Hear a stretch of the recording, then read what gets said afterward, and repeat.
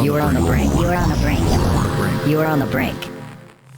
Welcome back to DoubleThink, conversations inspired by Season 1 of This Is Propaganda. If you haven't already listened to Season 1, start there. It's on the same podcast feed as this, and if you're already here, you're gonna like it. Today, Josh and I are speaking with Amil Khan, a former Reuters foreign correspondent and BBC investigative journalist with over 2 decades of experience in media and communications.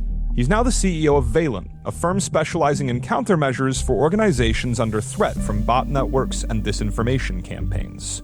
Whether it's state-backed propaganda or a decentralized viral attack, Amil's work focuses on offering a strategic response when the information ecosystem turns hostile. We increasingly find ourselves in a world where our attention can be easily bought, and the tools to amplify media have never been more available. Is the latest celebrity backlash on your feed even real, or is it just 50,000 iPhones in a Bangladeshi warehouse? Amil walks us through how these gray markets of digital influence actually operate, and what we can do as we move closer to a dead internet, where every voice in the room is just a robot. Let's dive in. I am a nefarious actor, and I don't care about the morally complex implications of hiring a bot army. I just want to get some views. How do I hire a bot army? What does that look like? You would probably go to an individual who has a reputation for getting results in a communications context using methods that you don't want to ask about too much. And as let's say you're a company or something, you would go, and it could be, I'll give you an example that it's not something we worked on, but I read about this and it was really interesting. Drake accused United Artists of using bots to make Kendrick Lamar's, one of his tracks, his diss track, trend. Yeah. So we heard this. We just, sort of throwaway comment, and then a week later it was like gone, and that whole saga had moved on to something else. And we thought, hang on a minute, but how did he do that? So we went in and started looking, and this is often the best place to start. This stuff hides in plain sight. We went onto YouTube. How do you make songs on Spotify trend? And there's guys with entire methodologies. And, one of the features of our world at the moment is everyone's got a side hustle about teaching what they do. Everyone's selling a course or whatever.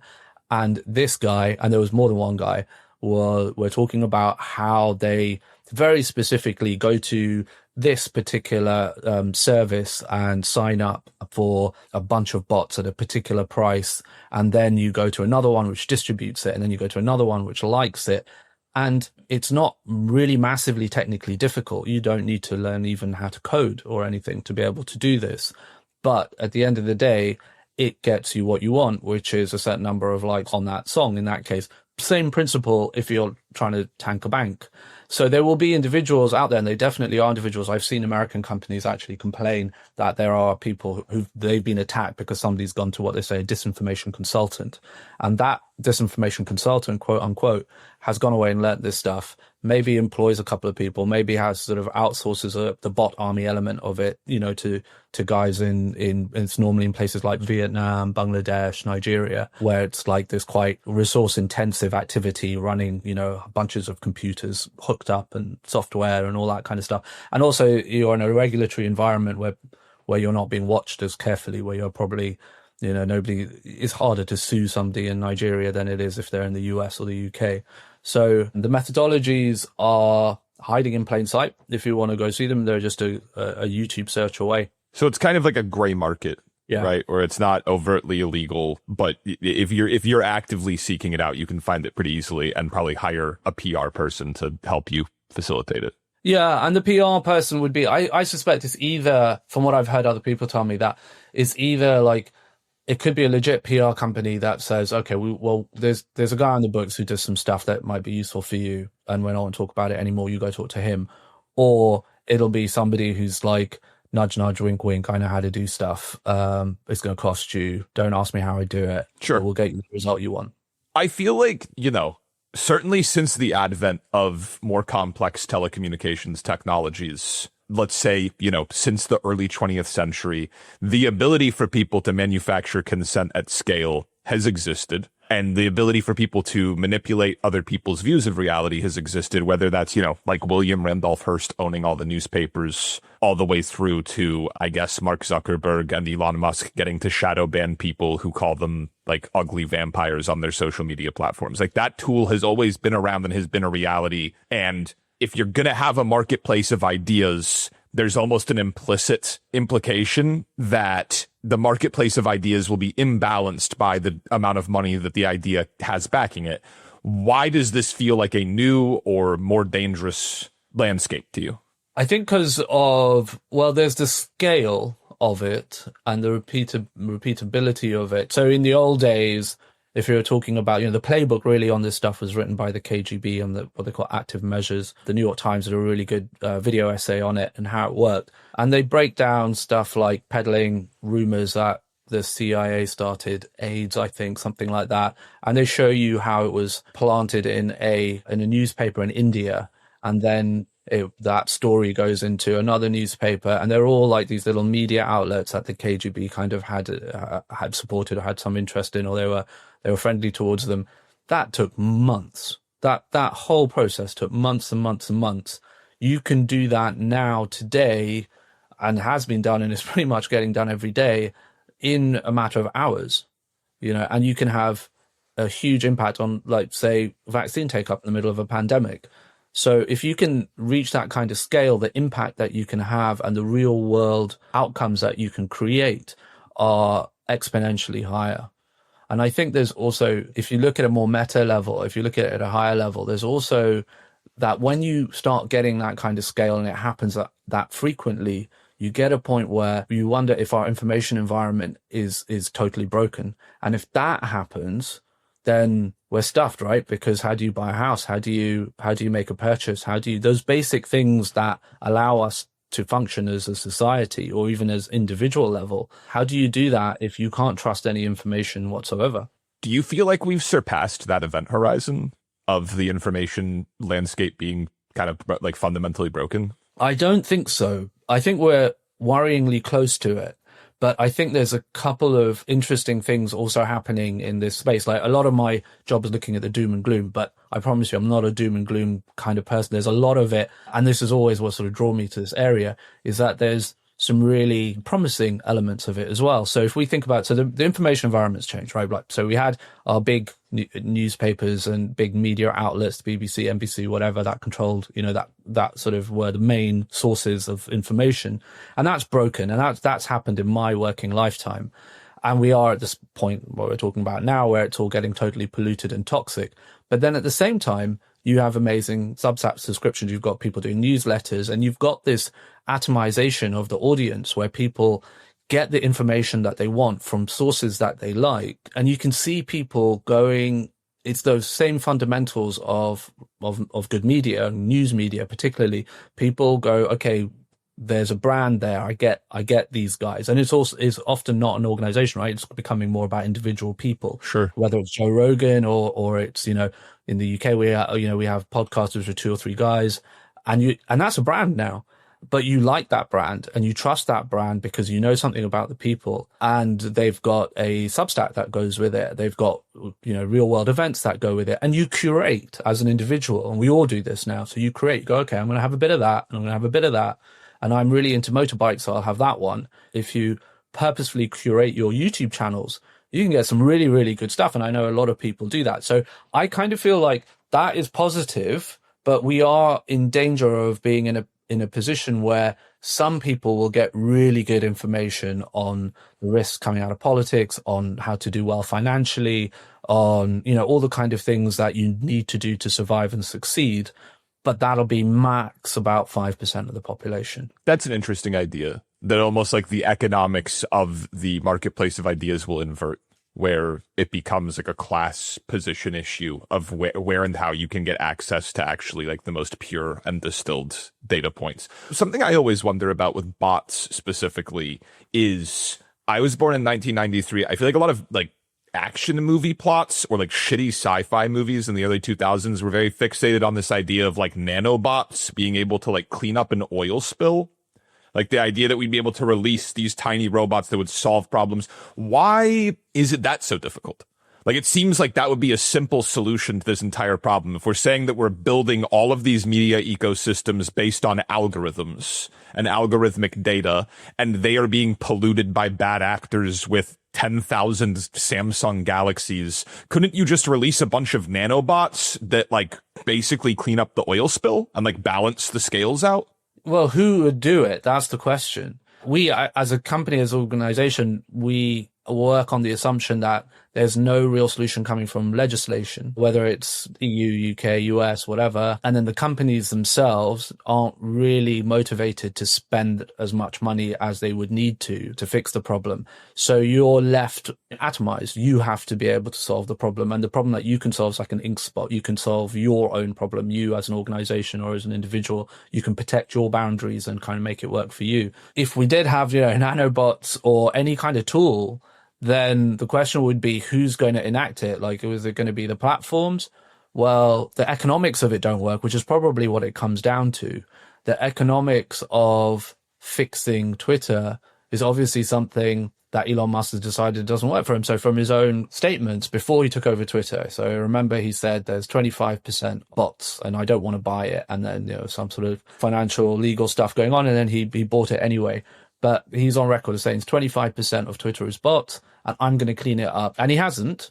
I think he would agree with that himself. And the only reason I'm surmising from that is it costs too much to do. And his thing is pushing down costs. So he's decided not to. Facebook got rid of a lot of the people they had who were doing moderation, and their moderation was more like true and false, which I don't think works anyway, but at least they were trying something. But it was costly, and they're on record saying this stuff just costs too much. We'll just get a community to do it. So whatever the options are, they're just seen as not worth it. Yeah. And I guess it is sort of like, the whole idea of if all I see is the iPhone, then I don't see all the pollution that's behind it. I'm less concerned about the greenhouse gas impact of me getting my iPhone. All of the pollution components and all of the labor exploitation has been exported and offshored to China. I don't really have to think about it.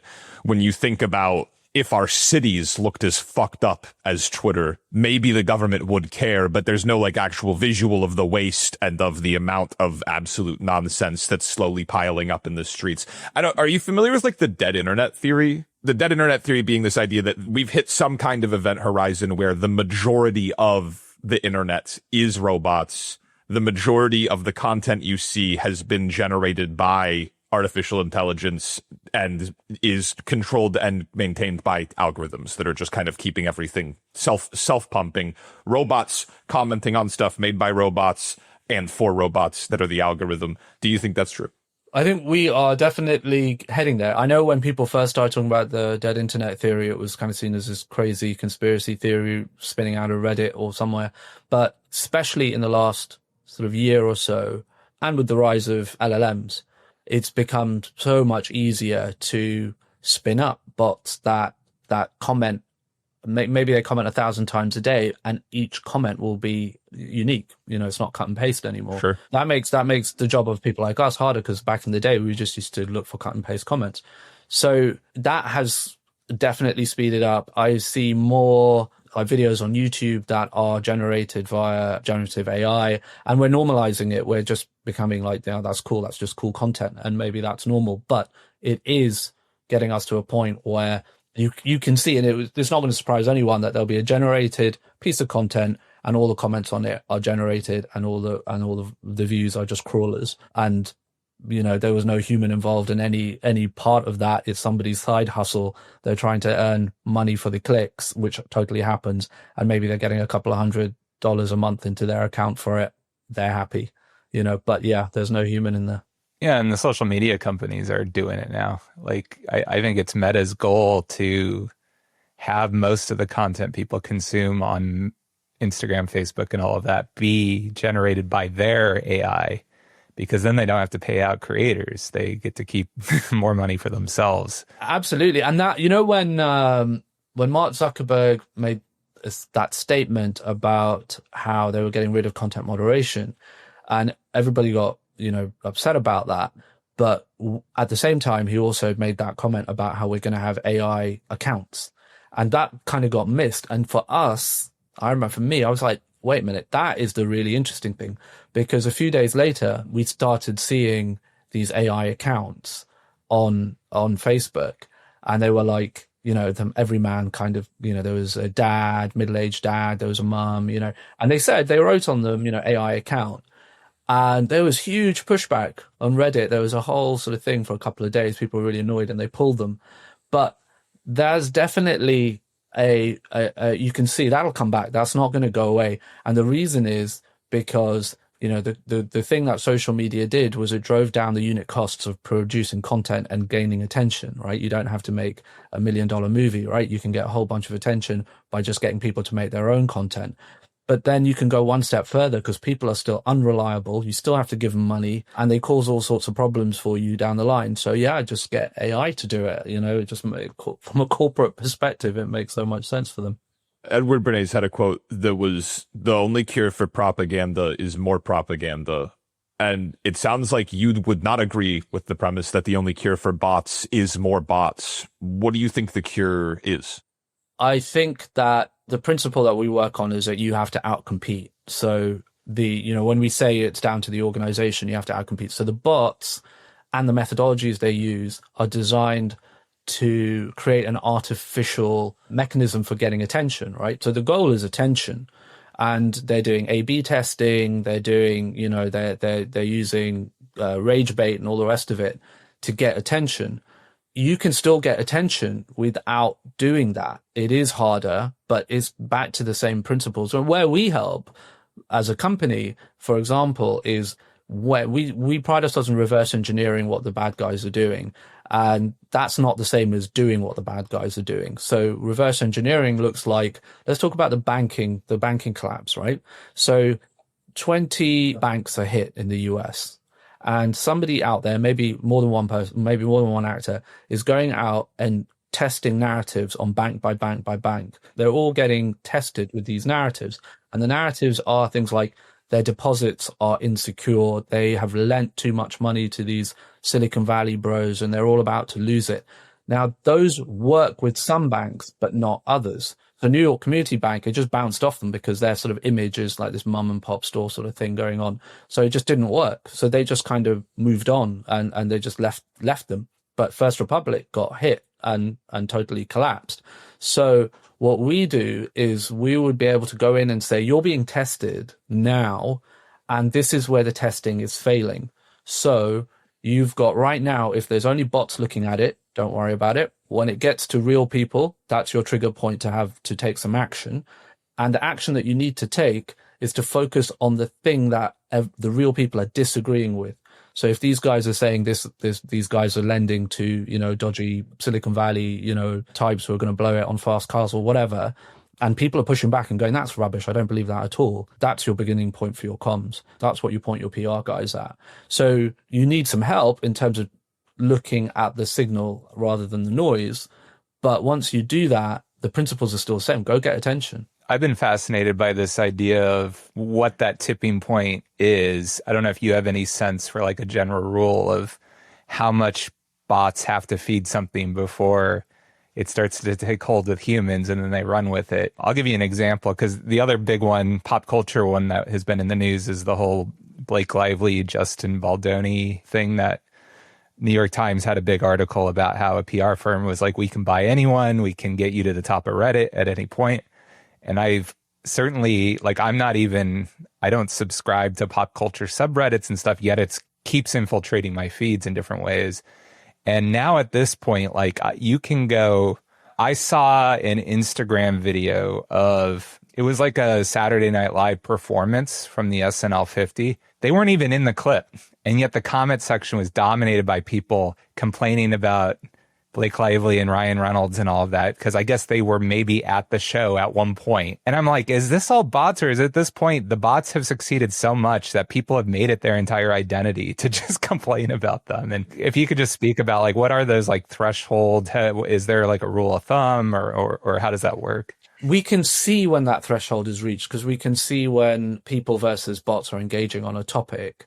But what drives it from one to the other on that point, I would be hazarding a guess, but the guess would be like touch points, narratives, all that kind of classic stuff. Are people have they seen it? I don't know what the general rule of thumb is. It's like 9 or 14 or somewhere in that category. The amount of times you see something, do you see it directly, or is it a friend of yours tells you, then that has more resonance, all that kind of stuff.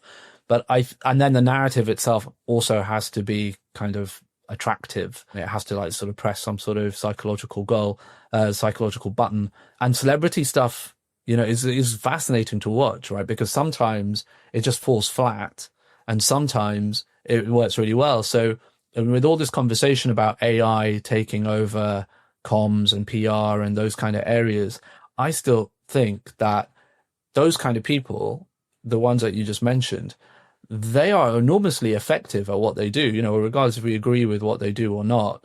But they've got some insights and some capabilities that get results.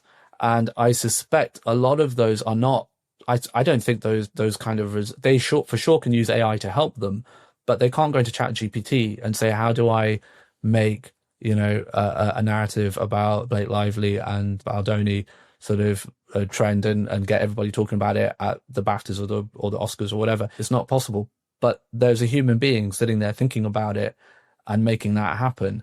So yeah, I think it's fascinating, and I think those trigger points are probably the same trigger points we've always had. It makes me wonder if a lot of this is exasperating, I guess, what we call the culture wars, of how it seems like everything always polarizes into some sort of weird political binary, where it gets to the point that I don't know if this is true of what side is what, but like, if you support Blake Lively, you support Democrats, versus if you support Baldoni, you support, like, it seems like everything just pulls itself in that way, or I should say left and right on a global scale. And I wonder if this exasperates it, because ultimately those narratives you spoke of like what a human is trying to appeal to, is always going to get down, like, you pull off the layers, it's going to get down to these really core values, right? Like, it's a core of one of the theories in our first season of This Is Propaganda, that everything just ends up becoming symbols pointing to other things, and it's just symbols all the way down.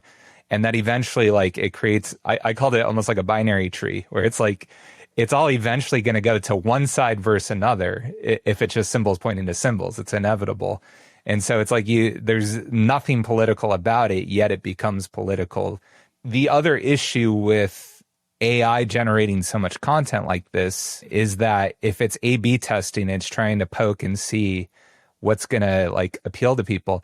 A lot of times that ends up going into very primal territories, and those primal territories are like fight or flight and all of that. So making people, fearful based on race or appealing to sexuality or anything like that. A friend of mine, Khalil Green, had a nice Substack about these like AI, very racist AI generated videos that are being propagated all over the place, that really the platforms like Meta are happy that it's happening because it's getting such high engagement. They're doing nothing about it. And it just seems like that's like almost like a pollution out of everything we're talking about. It's like they're not necessarily going in there trying to stoke a race war. They just know using race gets the engagements to get the attention. My impression is that they don't care, and their number one concern is what is going to generate the most. And they have metrics for it, like eyes on screen, and how long the session is that you're on screen. And if that turns out to be something racist, then to do something about it will cost money. So you have to have policies, and Facebook has really extensive policies, Meta's policies on harms and everything. But to then, if you've got extensive policies, then you have to enact those policies. That it takes 2,000 people or something, that have got human beings doing it. So is it just easier and more profitable to ignore it? I kind of get the feeling that's where we are, rather than at the moment, and maybe I'm being overly optimistic on this, but I feel like rather than them saying, let's promote racist stuff, it's more that they just don't care, and it's too expensive to do something about it, because it hits the target that they want, which is, the metrics on people being engaged on their platform. We did an experiment recently where 3 guys who run a podcast here in the UK put out tweets, and then we monitored the responses to those tweets. And what was clear is one of the guys, his tone tends to be more sort of thoughtful and sort of middle of the road. And one of the guys, or 2 of them, are quite combative. And we were seeing that the combative posts were being directed, like the algorithm was directing them at people who are likely to get provoked by them. And then you, as an individual who knows nothing, about the back end of it, you're not looking at, what's got you there. But what you are doing as an individual is it's conditioning you to be more provocative in what you post, because then you're getting more attention. So it's kind of this like horrific tech-enabled loop that's just making us nastier to each other the whole time. And I think the real danger there of the idea of, algorithms, whether they're intentional or not, the algorithms are incentivized to say, spend as long as possible looking at this. The thing that's going to make me spend as long as possible looking at it is making me either horny or afraid or angry. So you're showing me images that make me horny, afraid, or angry. The danger there, from my perspective, is, people looked at magazines that made them horny, afraid, and angry for 40 or 50 years. They didn't spend 12 hours a day looking at magazines to the point where it ended up being like, oh, this is what reality is. Like, this is indiscernible from my perspective on genuinely what people in France think and do and behave, because I'm not flying to France and hanging out with French people. And that, to me, is where it starts really, really snowballing into something hyper negative, right? Humans love fantasy and wish fulfillments through images that make them horny, scared, and angry. Like, that's been a thing forever. But now we have it where those images are increasingly just, we're losing sight of actual baseline reality outside of those images, which is where it gets kind of shaky. I think that's entirely it. And it goes back to the point of view scale. Like, you have a lot of people who will say, the argument will be, well, we've always had this because we've had these magazines or we've had these movies. But the scale sounds like almost something that you can just blow off and go, oh yeah, okay, but it's the same, but there's more of it. But there's a fundamental difference when there is more of it, which is exactly what you mentioned there, Malcolm, which is that your perception of reality is now different. And that goes back to social media being like these networks and the kind of stuff that we look at. And the whole point of it is to dominate your timeline, because then you think that thing that you're seeing is real. If somebody's managed, which they have in many, many places, to occupy your timeline, then they've managed to set what you think is real and not real. I've heard, for example, Steve Bannon say, and Steve Bannon's a really interesting guy because he gives away a lot when he speaks. And he said, we're the silent majority. We are the silent majority. I mean, people who think like him, there's like between 60, 70, 80% of us. And I thought that is exactly what these networks are designed to do on your social media. They're designed to make you think that this point of view is 60, 70, 80% of, of the interaction in the world, when it's actually about 20%. And I suspect he knows it's 20%. It's designed. Yeah. I feel like you can see that at least in America on the left and right, where it's like, I think that, there's a very, widespread belief in people on the farther left that like genuinely socialist policies would be popular with the majority of Americans, because they, in their, this is just echo. We're just covering echo chambers really more than anything else, right? With that idea. But I also think there's an interesting side effect, which is almost like a resentment of normal people, which specifically for politics is like so far removed from like what either side, but especially the side I'm on of like the left, it's so counterintuitive and antithetical to like how you should be thinking about trying to affect political change, to like resent the center of America and be like, these fucking normies. Like, that's how are you going to do class conscious? How are you going to do class consciousness if you think that they're all like a bunch of fucking idiots? Like, that's so the opposite of where you need to be. And I think a lot of that is incentivized by all of these systems. Yeah. We have, we've done, part of our work is like mapping these networks in various countries. We've done about more than a dozen countries. Every single one, the extreme views take up about 15 to 20% of the total. And that 15 to 20% would be hard right and hard left, or whatever version of that there is. So you're talking about 10% on each side.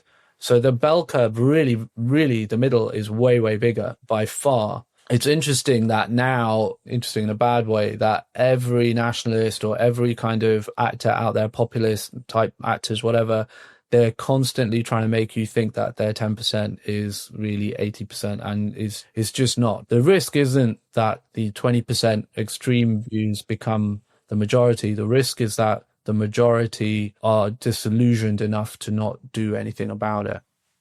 If you're either an entity who's undergoing bot fuckery or just someone on Reddit, what are some simple ways that you can maybe have your antennas a little bit more up that what you're seeing is bot activity and not a real human being?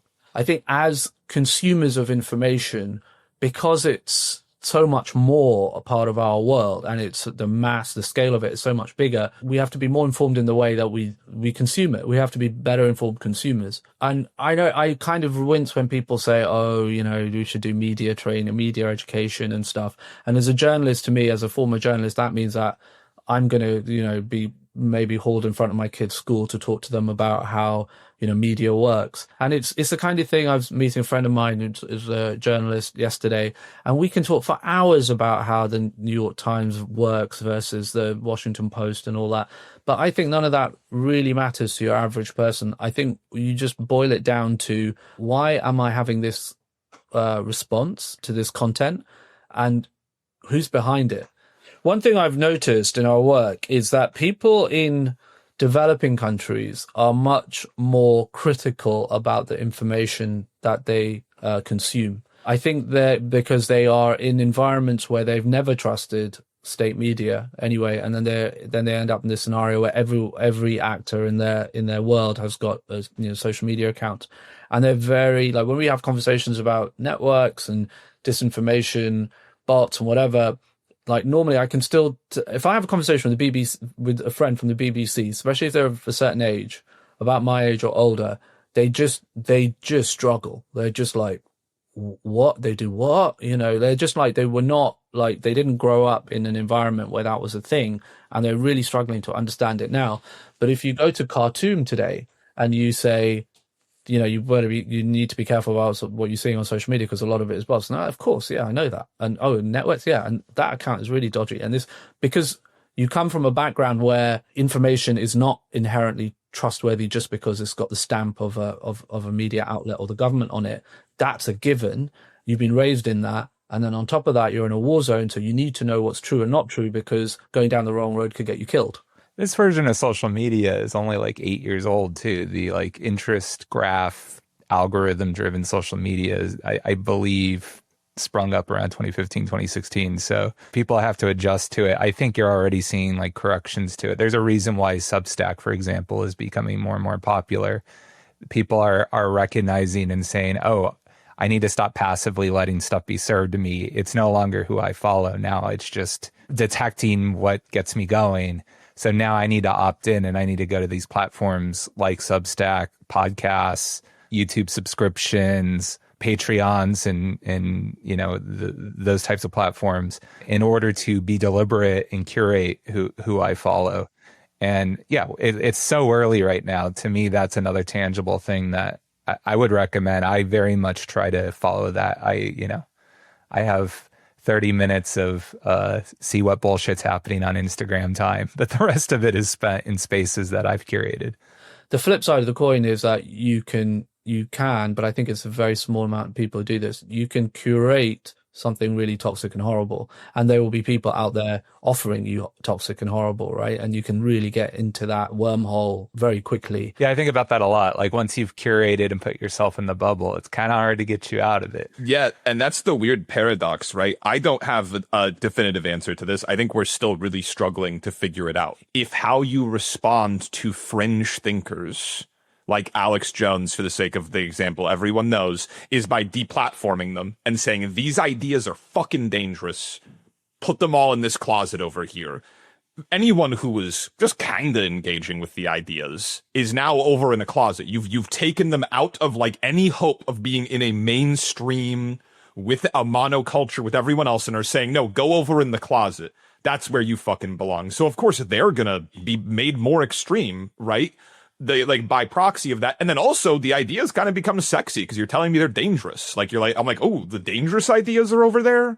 I might want to take a little sip. I'm not extremist yet, but like, I'm going to take a sip. And then you're giving me the first sip of slowly being radicalized, right?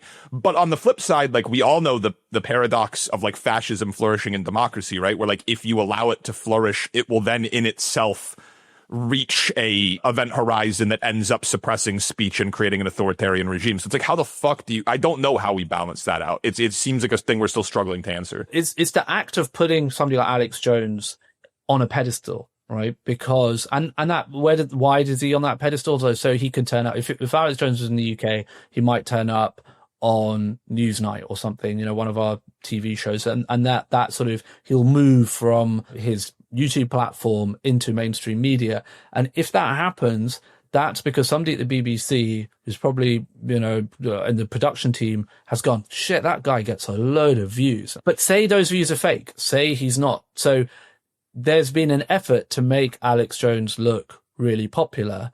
And then Alex Jones then becomes popular. And then you've got this flywheel.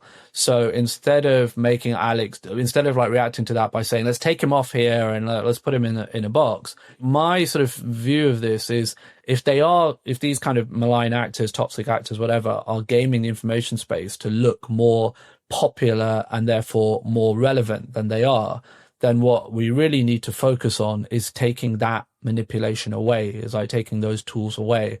Especially, and it shouldn't be hard. What's frustrating for me is that every social media platform has terms and conditions on not falsely amplifying content. So let's just get them to do that. That for when we started out as a company, that was a big part of what we did. We would just say we didn't focus on incitement to violence, incitement to hatred, which they have also loads and loads of terms and conditions on. But those are harder to prove, right? And though people just come back and say, well, it's not incitement to hatred, it's freedom of speech. But if you say, hang on, they've got like 1 million accounts that are like popping them on everyone's social media feeds, and those are automated, that's very simple. If you look at their terms and conditions, I think they haven't changed in a while.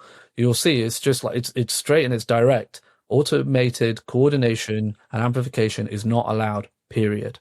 I guess there's an insight there that I thought was really interesting that you pointed out that I'd want to call out, which I guess is the idea of like, there's that whole thing of like, how could you give this person a platform? How could you platform this person? And the idea that like deplatforming someone is in itself giving them a platform, I think is very, very interesting because it increases their notoriety, right? But then the other thing you're saying that I'd want to, I guess, question briefly is, so let's say the way that we are going to get a white supremacist Nazi off of Facebook groups is by saying, hey, look, they have a bunch of bots following them, right? Yeah, or any kind of false amplification. So going back to the principle of like 10, 15% of extremist or extreme material, like white supremacy is probably then even a smaller proportion of that. Yes. Then their volume should be directly linked to how legitimately they are followed. An economically balanced marketplace of ideas. Wouldn't that be novel and nice? I mean, yeah, I 1,000,000% agree and think it would solve so many of our problems. I think my question for the bot thing would be the part that always, I guess, starts stressing me out, right? Which is, wouldn't that be a really, really useful tool then for if you wanted to limit someone's speech? Like if someone wanted to limit your speech, couldn't they just hire 10,000 bots to go follow you and then go, he's amplifying? Yeah, you're right. You could. And I think that, but I would rather that those are the issues we were dealing with. Sure. Like the ends justify the means of at least getting to that step where they give a shit about bots being on the platform, period. Because it would fuck with their money. It would disrupt the income incentives of the social media platforms. They'd have to deal with it. Yeah, and then it's a technical thing that you can deal with. So you can get good OSINT guys to go and find out who's paying for the bots and whatever and dig into it. But you've got a framework and the basic principle I think is, for me, it's not simple is the wrong word, but it's quite straightforward. So we have an information environment, we have society, we have a whole bunch of people in it, and there's a bunch of people who are going to be kind of dangerous for, let's say, for very many reasons. Do we take action to make them more dangerous or not? And we can make them more dangerous by putting them in a closet or whatever and saying, that don't look there, and everyone looks there. Or we can be taken in by their manipulations and put them on and platform them and go, this guy is like really, really important because I've seen him all over social media when he's perhaps not. Like the issue is what on the basis of their actual popularity should be their exposure.